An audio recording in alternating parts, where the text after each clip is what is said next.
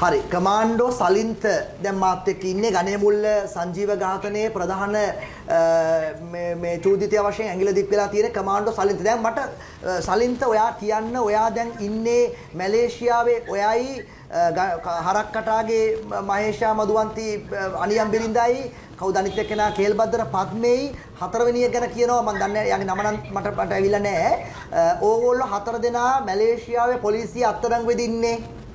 ඉස්සල්ලාම මම කියන්නම් අයියේ මෙහෙමයි. ඔව්. පත්මේ මායි එකට ඉන්නවා. හරිද? අපි අත්අඩංගුවේ නෑ. ඔය ගෑනුන්ගේ නම් කියන්නේ කවුද? සාත්‍රකාරයෙක්ද? හරිද? මේ අහන්නකෝ. මේ ඔය ගෑනු පාර්ශව අපිට අදාළ කරගන්න එපා. මේ අරයාට මෙයාට හරක්කටාගේ මේ හරක්කටා මෙයාලට ගයි අරවා මේවා ඕවා අදාළ නෑ. හරක්කටාට බයක් නෑ. එකක් හරිද? පත්මේ ඉන්න මම දැන් පත්මේ ලයින් එකට ගන්න ඉස්සෙල්ලා. ගන්නකෝ. පත්මේ. හෙලෝ මල්ලි ඇහෙනවද මල්ලි? හොඳයි.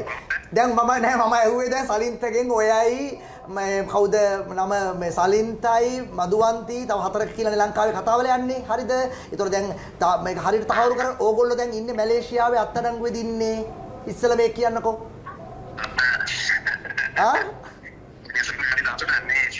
නෑ මේ මට සතුටක් මොකුත් නෑ. හොඳ මට සතුටක් මොකක් කරන්න යන්නේ මම අහන්නේ මේක මේ තහවුරු කරන්න. ඒකනේ අසත් ඔව්.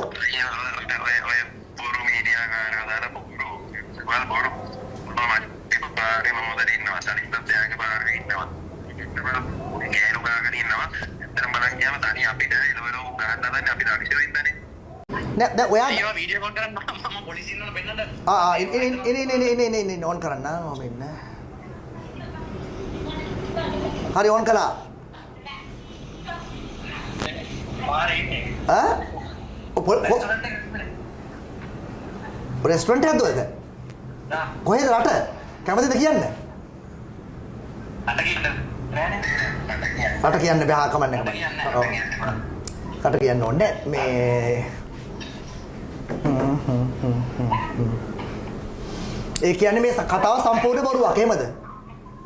පට්ටකුමන් කියපරයක්.